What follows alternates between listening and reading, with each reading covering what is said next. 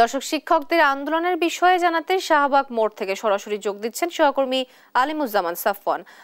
সাফওয়ান, কর্মসূচি চালিয়ে যাওয়ার বিষয়ে শিক্ষকরা কি বলছেন, কি তথ্য রয়েছে আপনার কাছে জানাবেন?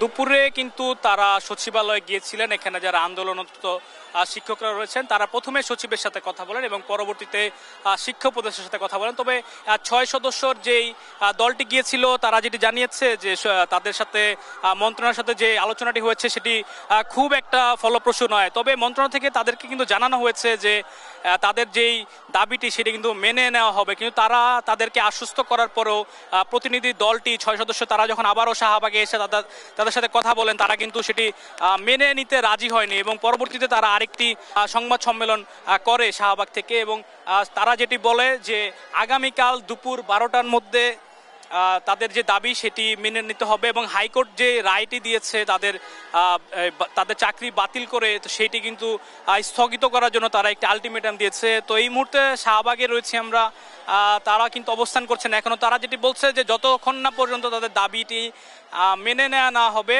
তারা কিন্তু এই শাহবাগ থেকে যাবেন না এবং এখানে তাদের যে লাগাতার কর্মসূচি সেটি চালিয়ে যাবেন এবং আগামীকাল দুপুর ১২টার পরে তারা যেটি বলছেন যে সেটি আরো কঠোর কর্মসূচি তারা দিতে পারে, এমনকি তারা শাহবাগ যে মোড় সেটি অবরোধ করতে পারে এমনটি কিন্তু তারা বলছেন। তো এখনো কিন্তু দেখতে পাচ্ছেন যে তাদের উপস্থিতি রয়েছে শাহবাগে।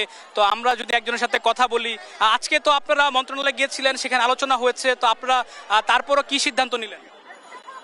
ধন্যবাদ আপনাদের। আজকে আমরা সচিবালয়ে গিয়েছিলাম, আলোচনা হয়েছিল। আপনারা সবাই উপলব্ধি আছেন, সবাই অবগত আছে ৬,৫৩১ জন শিক্ষককে চূড়ান্তভাবে সুপারিশ করা হয়। ১৯ সার্কুলার মোতাবেক আমরা লিখিত পরীক্ষা দিয়েছি, ভাইভা দিয়েছি, দেন চূড়ান্তভাবে সুপারিশ হয়েছি। ২৪ গণ অভ্যুত্থান যুদ্ধের আগে কিন্তু আমাদের রেজাল্ট কমপ্লিট ছিল। আপনাদের আলোচনার পরে আপনার পরবর্তী কর্মসূচি কি দিলেন? আলোচনার পরে পরবর্তী কর্মসূচি হচ্ছে যতক্ষণ অবধি আমাদের নিয়োগপত্র ৬,৫৩১ জন শিক্ষকের নিয়োগপত্র ফিরিয়ে দেওয়া না হবে ততক্ষণ অবধি এই আন্দোলন চলবে চলবে চলবে। আমরা মাঠ ত্যাগ করব না।